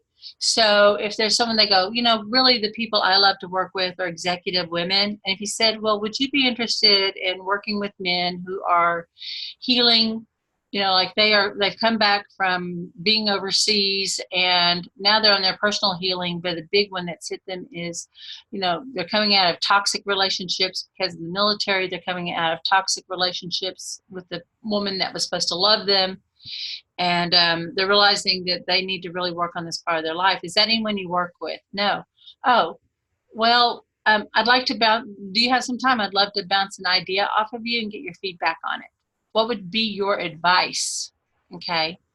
So the reason I would ask for advice is if you ask for a favor or ask for help, people are more likely to, one, they'll say yes. If they say no, well, then you're not my person, right?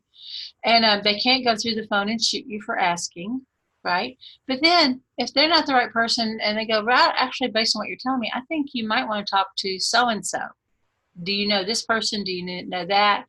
And because they are a helper type of person, they may direct you in who might be a good one for you to talk to that you could, I don't know, you want to flesh out the idea, but also who'd be a good person for me to talk to so I could get in front of some men to talk to them and find out what their concerns are and, kind of give them help. I've got a great little 15-minute talk. You don't, but you might, right? I've got a great little program around that.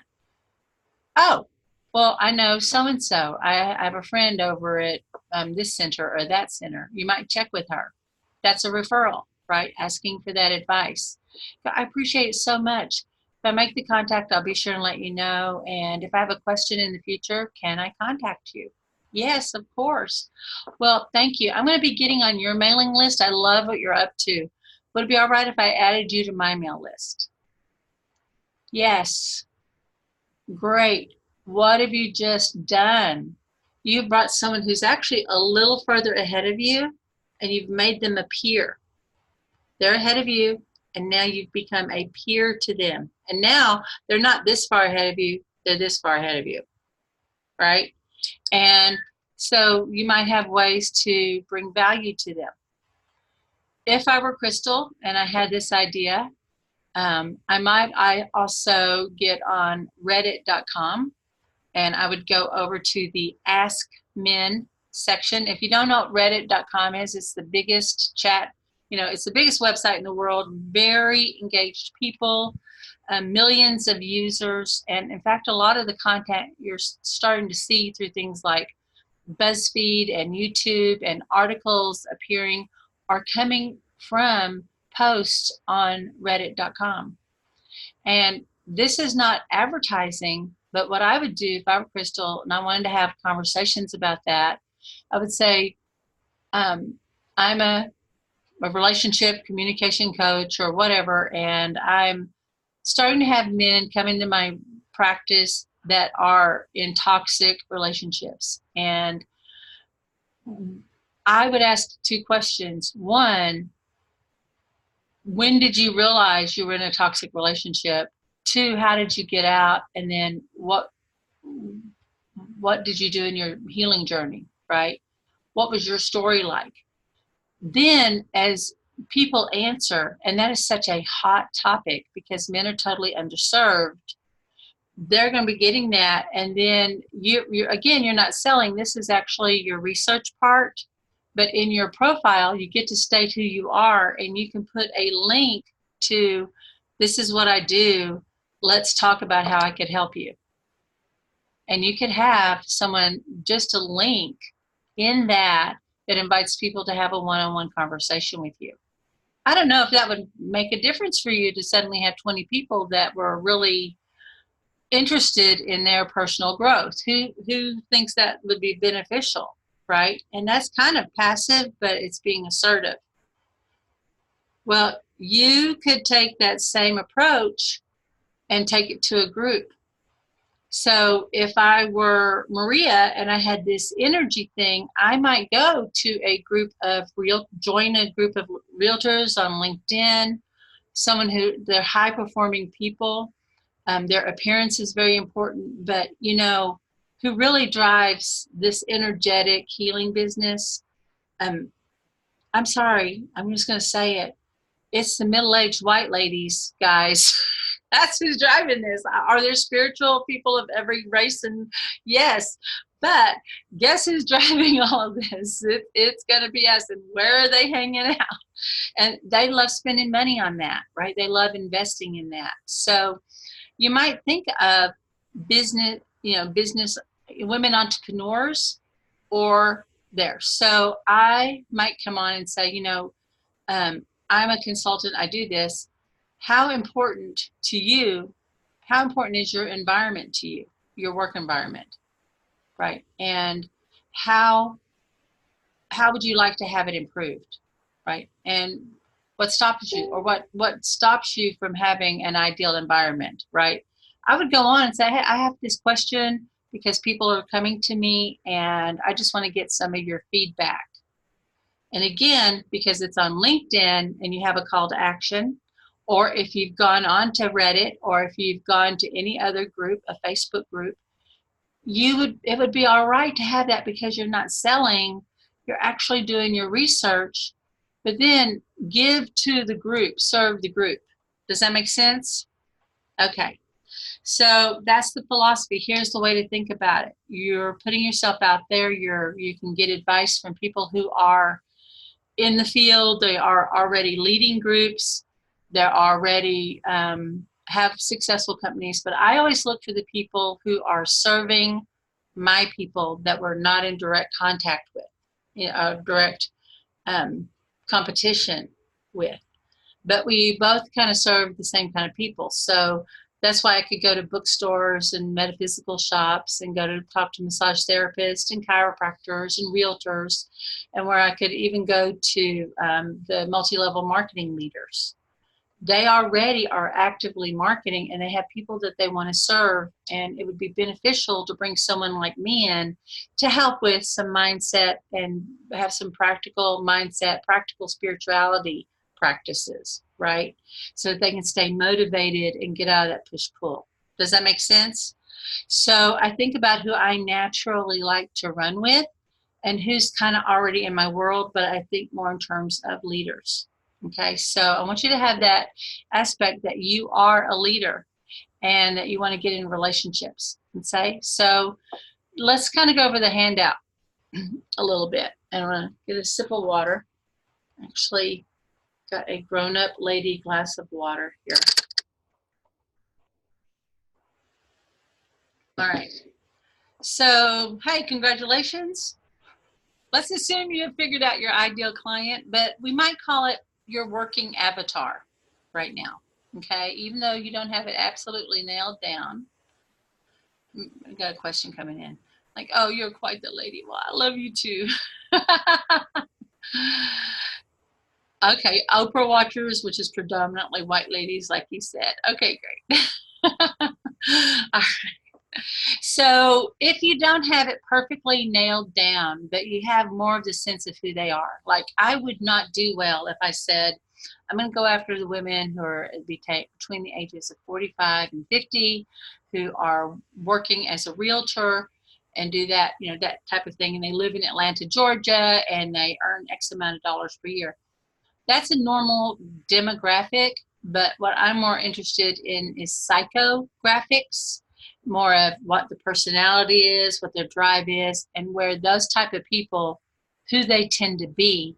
And then I kind of start narrowing down where I'm going to find them. And wherever I start getting that first big feedback, if I send that out and I start getting feedback, then that's where I start directing my attention. I drop my efforts. I don't know if anybody's fisher, if anybody here goes fishing, but if I'm out fishing and I'm dropping my pole in these different places and there's one place I've gotten 2 or 3 bites and there's no other bites, I'm going to go back to that place where I at least got some bites and figure out how I can lure more fish to me, right? That's the same thing. So once we start getting that initial feedback, you figure out who you can contribute to, and then you kind of go from there. So I do, like I said, I do more psychographics than demographics. All right. So think more in terms of the personality, where they are in life, what type of problems they're having, and then think about, well, what kind of professions would they have? Where would they hang out? Where would they be more likely to be in community with someone? So we've got to be thinking about that in terms. So I'm in Texas, and Crystal will tell you here in Texas, the first thing people ask you when they meet you is what church you go to. Am I lying or am I lying? This is the truth. Because the church is the social hub here. And it's not about what religion are you. I mean, they just want to know where you're getting fed. And I always recommend to people, it's not a bad thing to, at least even if you don't want to go to the main church service, you could start going to some of the adult classes or whatever, or at least be in the restaurant that they all converge on after church. So she goes, truth. Yeah, truth. So if you're not a church person, but like here in Dallas, we do have Science of the Mind, there's Unity, they're very neutral, but they are a very close-knit area. So a lot of people hang out and they're connected to Science of the Mind, but they might only go to Science of the Mind for big events. And Science of Mind in Dallas has like a teaching center. And I taught a lot of classes there, and at the time it was free, and maybe it was even maybe $25 or $30 an hour, and they had a community room where you could put up a flyer. But guess what? Now they have their Facebook group. And because people are already tuned in our world to Science of Mind, that community center, more than the Science of Mind as a church and a philosophy, it's still easy to tune into that. So there are a lot of spiritual centers that may have a church attached to it. They still have an education base. They still have men's groups in different churches. There's women empowerment groups. There's all types of different things where you can get things going, okay? But find out where they're hanging out. And you don't have to be fake or pretend like you are one of them or you believe it. Just don't go in and telling them that you think religion is bullshit and that, don't tell them all that. But come in a respectful attitude. I'm sorry, I got a little sarcastic there. Okay, so where are your people? Okay, so in truth, they invite you to come to their church all the time. Crystal, I got Crystal tickled about that because that is a uniquely Texas thing. Okay, so we want to think about who you think you want to work with, right? So even with Maria, even with, Sue that we had today, she knows that there's people that are in a big transition. Where are they going to get fed? Where are they going in their relationships? Because what have we identified? We are looking for people who know they have a problem, they're actively seeking a solution, they're committed to investing in getting that problem solved, and they have the ability to pay it, right? And guess what they have? Like if we think about Facebook or LinkedIn groups, but in Facebook, we're able to look at their profiles for the most part and get a sense of what their lifestyle's like, the stuff they're interested in, what they're up to. We're able to see what their personal profile is and what their business profile is. And the thing is, I want you to think in terms of not trying to cast a big net and bring everybody to you. I want you to think in terms of being like a big game hunter. All right. Someone once said it was being a sniper. It's like, no, we're not snipers, but we are definitely hunting that big ideal client. And if we can't find that one, we want to find who has access to them, who already has that relationship. Okay, so Facebook groups, specifically, what groups are they in? Facebook, it's very easy to do a search on, you just type in a name and then group, right? So if you wanted to say healing from relationships group, Facebook will populate and give you some suggestions on that. They will also give you some suggestions on who is doing that work, and then also will show you the posts around it. Is that valuable? Oh my God, 10 years ago, you couldn't get that kind of information. That was very expensive information to get. It was really hard to do research on anyone or their company, all right? Now you can get a good sense of, through services like Hunter, Huntri, I think it's .io, hunter.io. You can find their personal email addresses off of, from their websites. You can, go, oh, here's this person attached to this company, and Hunter.io will help you get their personal email if you wanted that, and their phone number. But we're not going to do that yet, okay? It's also possible to find out what the value of their company is through another program, and I can't call the name of it now, but you can actually get it for free through the public library. Yeah, so if that's something's interesting, I'll get you the info on that.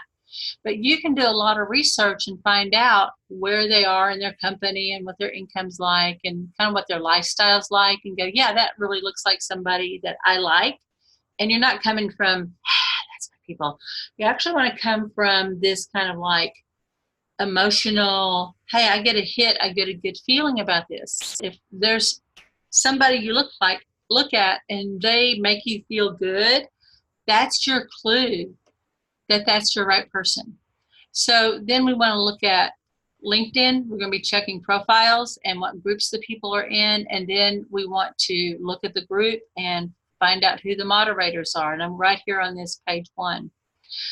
Again, with networking meetings, we want to find out who's running them and on who's the support team.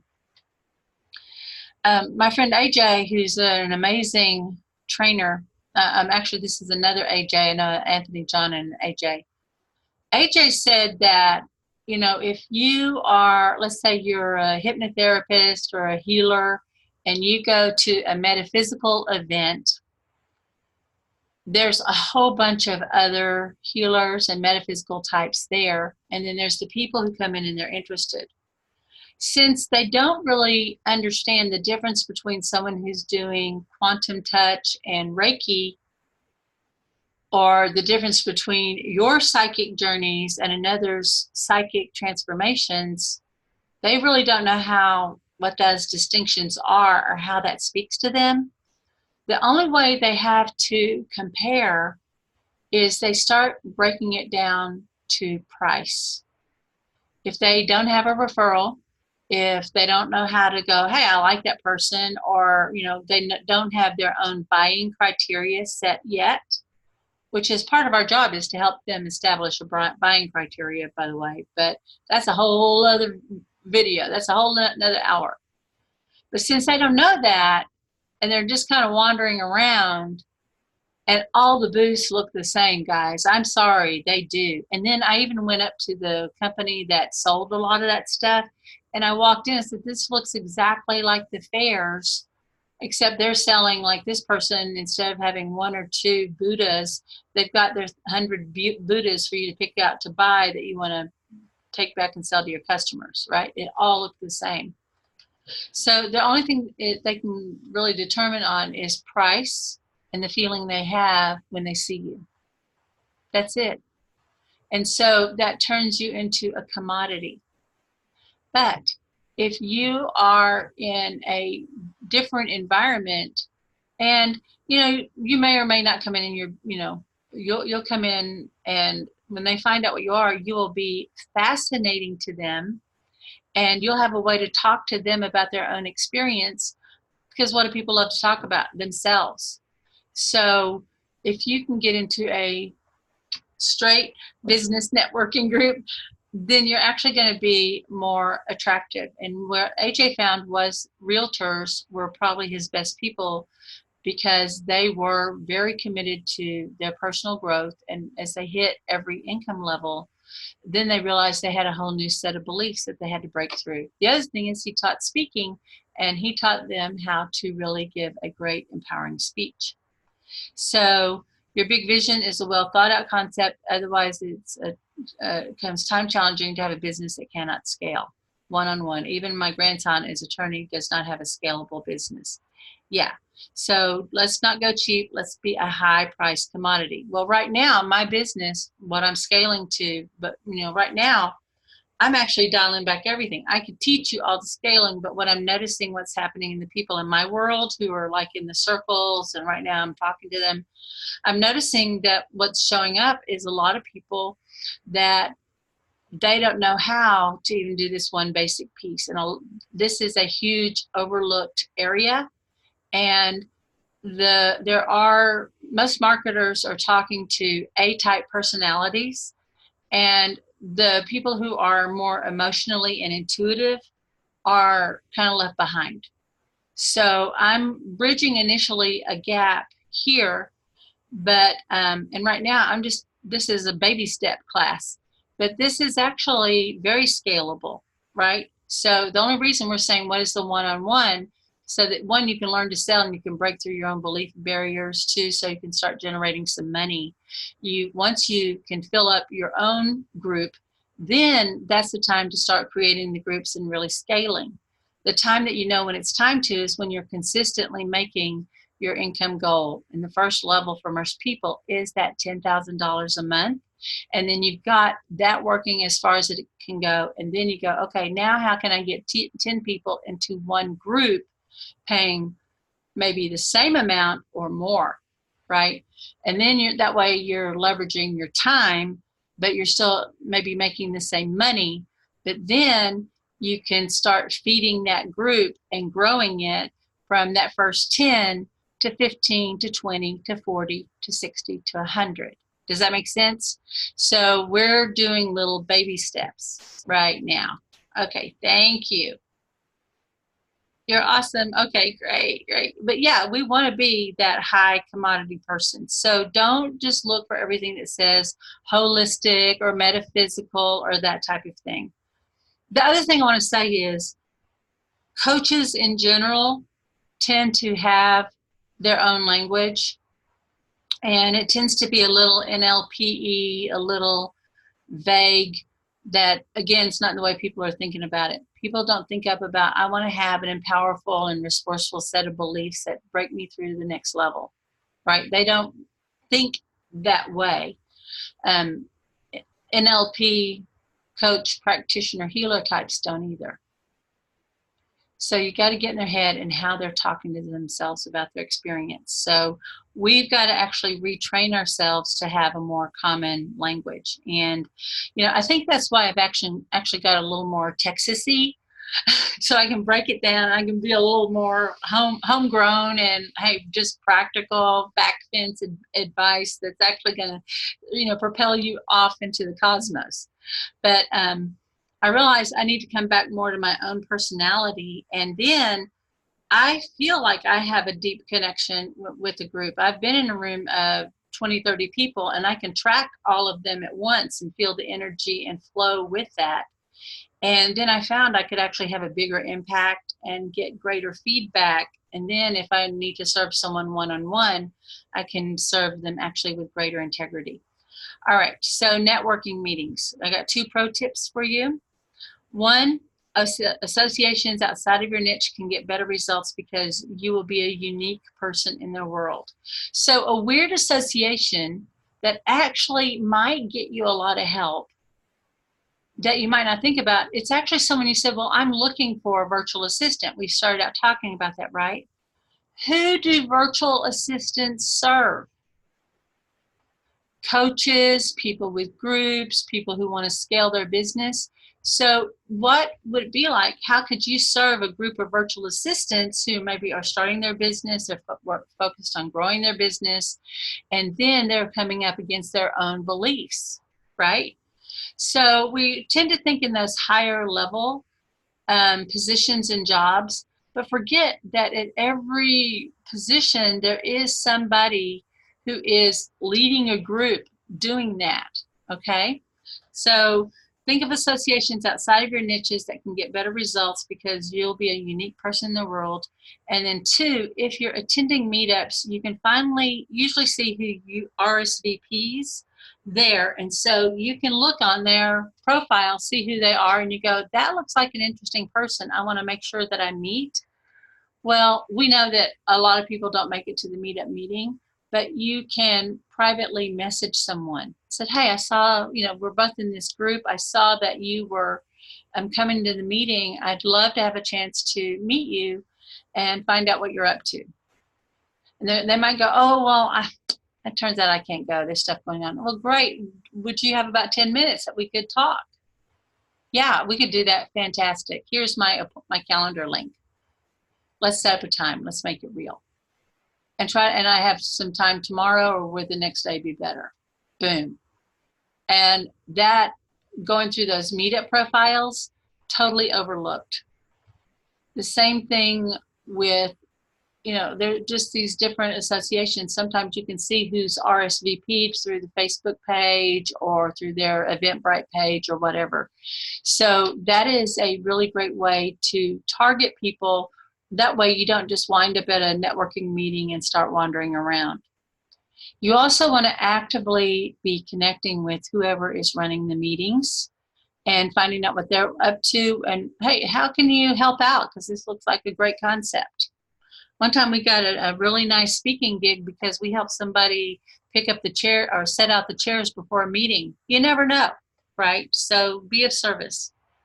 So some other places that you can find people to connect with is who has that giant box of business cards in your desk drawer that you've collected over the years that you haven't thrown out, but you think you should do something with them. Well, I'll tell you what I did, and my friend who went to work for his brother, who's a big deal multimillionaire, he went to work for his brother, and they were saying, well, we want you to contact leads. And they gave them these boxes of business cards. And they said, because we meet so many people, we don't know who we gave our card to. And what he said to say was, hey, I've got your card in my hand, and I realize we've never met. Maybe we meant to talk, but I realized we never met. I was wondering, do you have about 10 minutes we could get together, in front of the computer? Do you have time that we could do that? How hard is that, right? So go through and call out your business cards. Pick 10 just to have a practice so that you can have some practice conversations. Okay. Again, we talked about church and then hobby and special interest groups, and maybe you've gotten sparked off on some ideas. Okay. So the special interest groups, I just want to point out that my first classes filled up. In fact, my info talks and then my classes filled up from the ladies that I met at the local tarot meetup, because that's one of my hobbies. And I just wanted to be around folks like me. And I went to a few meetings and it was kind of fun. But then I said, oh, I'm doing this. And then I made friends with the meeting organizer. And I said, oh, I'm doing this event. She said, oh, send me your link. I'll send it to the group. Okay.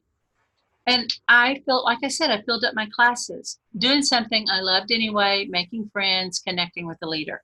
Okay. All right. So right now, I want you to just tune in to your heart, make a decision right now. Yeah, I could just tell you all this, but I want you to make a decision right now, put it in the chat bar. Who, where are they hanging out, and where are you going to first look to find your ideal clients? Are you going to go on Facebook? You're going to look around LinkedIn, look at your networking groups.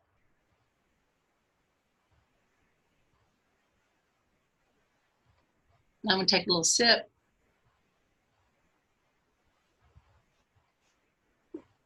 Check in your heart. You might actually have some people from your past that you could check back in on too.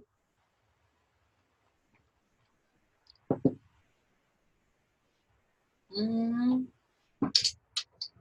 I put it here?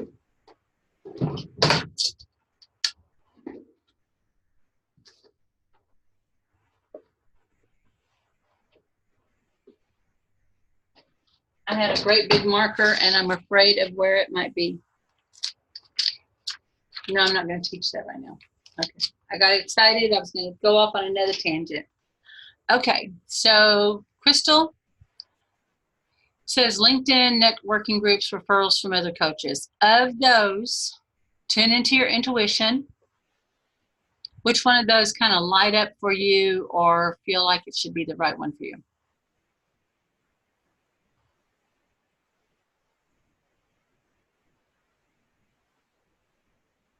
Yeah, Facebook, and Sue's connecting with Facebook and local community leader. I haven't been in touch with them. Yeah, that local community leader. Yeah, I like that too. That has some big hearts around it, by the way. And there's probably some groups you're already in.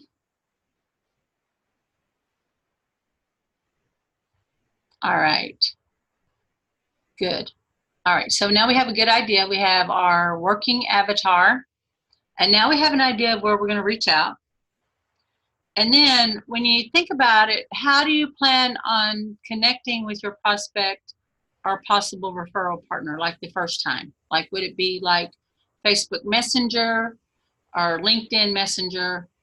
I got to tell you, I have got a million people every day reaching out to me through LinkedIn, but I'm really focused on Facebook. So that's one I've really been missing on, okay?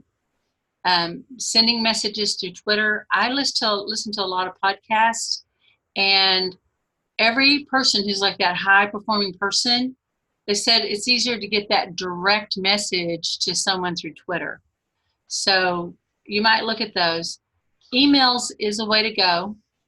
And then also asking friends and family for referrals. Okay. You could give presentations or set up a webinar, create a circle or a study group. When I was a Theta Healing practitioner, and we have some people who are practitioners, so there was the Theta Healing book, and I was not certified to teach a class, but I was a practitioner, and there's no law in the world. There's nothing that anyone could say if I said, I'm going to sit down with a group and, hey, I just want to introduce this book to you. I want to discuss this book, and let's do the exercise out of the book. And I was part of this ladies networking group. She said, sure, come on in. I had 26 people in that first group, and I was able to pull out some clients out of that, but they all got on my mailing list. So it doesn't even have to be your own book. It could be something that's around the technique. Like a lot of people are in our One Command world. They get the One Command book. They have the Theta Healing book or the Healing Touch book or whatever. But there could also be a book that you really like their philosophy. And I'm thinking about Mary, and Maria Konos is hot right now. You could actually kind of link yourself to that because a lot of people are interested in it, but not everybody's going to get to take her class or work with her one-on-one, but that's already up in consciousness. When the One Command came out, The Secret was the big deal, and we said, yeah, we're the secret on steroids. So it was already linking those things, okay? So how are you going to do that? Yeah, I'm giving you a lot of great ideas, right? Is the paper Catherine is looking at available? Yes, it is on the files section in the Facebook group. And then let me see if I can grab a sharing link for you, and I will put it in the link here. So just a second. Share.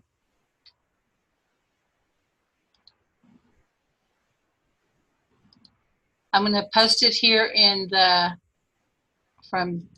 hi. Let me post it here. There you go. And but it is in the group that you can print out. Does anybody else want to get a copy of that link? Just say hi and I will give it to you.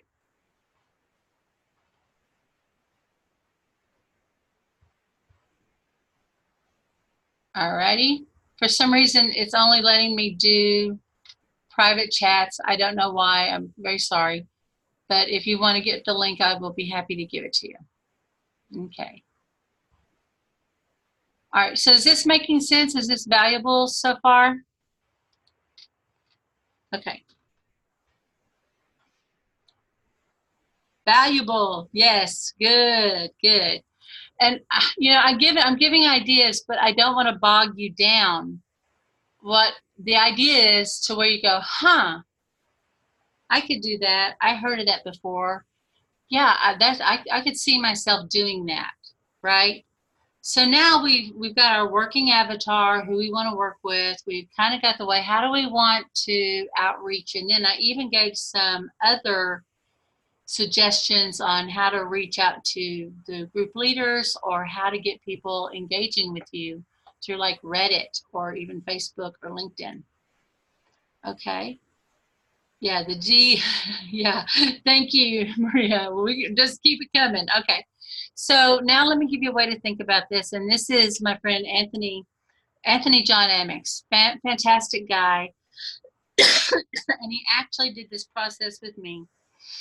Then he shared this with everybody, and he said he made $150,000 his first year in business doing this exact thing. And so what he did was his number one outreach method was to look at Facebook and LinkedIn profiles, and he got an intuitive hit on if they were someone he would like to talk to. Now, he already had his kind of inner criteria set up. He knew who was a good fit for him to work with, either as a partner or as a client, right? He got really clear on that.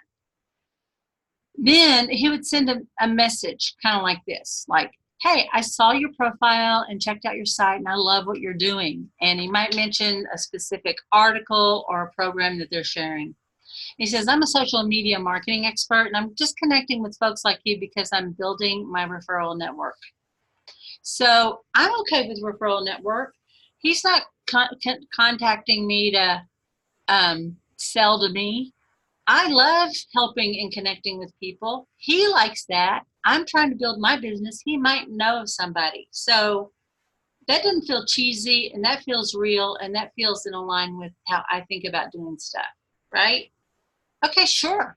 Hey, do you have time to chat for about 10 minutes? So if I get that back, then if he gets that warm response, which I meant to kind of put a break in there, and you go, well, thank you, right? What do you type? Oh, thank you. I appreciate it. And then you go run over and look at what he's doing. And then you go, hi, thanks. I saw your site. It looks good too, right? Because we're polite people. Then his next question was, hey, do you have time to chat for about 10 minutes? I'd just like to connect and see what you have coming up next and how we might be able to help each other. Does that feel okay? Okay, what else is this called? Way to manage time. I apologize. I want to end in about 10 minutes, okay? So thank you. I am getting back on at 4. All right. So that's how I did it. And then if the answer was yes, or if they had time now, depending on his schedule, they'd either click on the Facebook chat or Skype. But if they didn't have time, he would send them a link to his appointment calendar. So here's what his map looked like. Number 1, find a prospect who fits its criteria for either ideal customer or ideal referral partner. Reach out via social media, and we already said you could do Twitter, LinkedIn, or Facebook. He was known as the Twitter king, so he actually reached out to people he thought could benefit from knowing how to leverage Twitter. So he looked at maybe if they were on Twitter, maybe they were doing a whole bunch, but he noticed they weren't getting the following. But then he might look on Facebook and LinkedIn and see who's killing it, but might not have a Twitter following. Does that make sense? So he used all 3 platforms to connect. So he had his first message contact. If it was a yes or a no, hey, if it was a no, he moved on. If it was a yes, let's set up a time to talk. Then once we had that 10 minutes and he thought they were a good fit and they might be interested in talking some more, because he says, hey, I might have some ideas about how I can help you, because his question was, well, oh, you got this great seminar coming up. How are you planning on promoting it? Well, I have some ideas about that. Would you like to talk about that? He would be listening for what the opportunity is and then lead him to the next conversation. Then, based on what happened in that second conversation, if he thought it was someone that he could work with, or they were obviously going, I have no clue, and if I could just please get somebody to tell me what to do, I just got to get this figured out because it's really stopping me in my business. He'd say, well, I'd love to talk to you about that. Would you, because this is absolutely how I could talk to people. Would you like to have a conversation around what it would look like to work together? Because he doesn't just then try to pitch, he takes them into diagnostic mode. And we're going to be going into that this afternoon so that he would know where they would fit in. Do they need some one-on-one hand-holding, or would the class that he created be a better fit so that they could be in group learning, depending on where they were, right? Depending on their objectives. Maybe they were a business owner and they were trying to teach their personal assistant, or their, we don't call them secretaries anymore, whoever that is, executive assistant. They didn't have that person in the company, and there was this big hole they knew they were missing. So he would come and help them get that figured out, right? So he's very diagnostic. And then it's like, okay, now we've come to agreement. Here's the diagnosis. This is what I recommend, yes or no. Then it's get them set up. We'll make our agreements, the payments, the class details, email, whatever. Then that flows to there. And then for us, our goal is to get that new client sign up, but it's simply not reasonable to call and pitch strangers and just get them. This is actually learning how to initially set up your system. And then once it starts getting set up, then you can automate it. Then get on Chatmatic. Then grow your big giant Facebook group. Then get on YouTube, right? But first, we're getting that first converting offer. We're learning what those pain points are. We're getting that transformation, and then we are creating our own case studies so that then we can build on those case studies and then start inviting more people to our world, okay? So if you keep the clear intention and build connections and listen for how you can serve everyone, you will soon start signing up clients. And we're talking about within a week to 2 weeks. And we're not talking about the cheap clients. We're talking about the people that, because you are really clear on what the value is, you can look them in the eye and make a good offer. And the price point that we're playing with, just for the sake of conversation, because for some it's the stretch, some it's, just give me a frame that I'm thinking about in terms of creating a class. Some are way beyond that, right? But I'm just thinking, what is the offer that you can make that's between that $595 and about $2,500? Which $2,500 could be a 6-month program and then monthly payments or whatever, right? So between that $500 and $2,500 mark. Because then if you could sign up 1 or 2 a week, your business is going to take off. So what I have is a little worksheet just for you to think about what you're doing and start breaking down the steps. Okay, and just be doing that today. And then we'll be talking more today about the systems you have to have.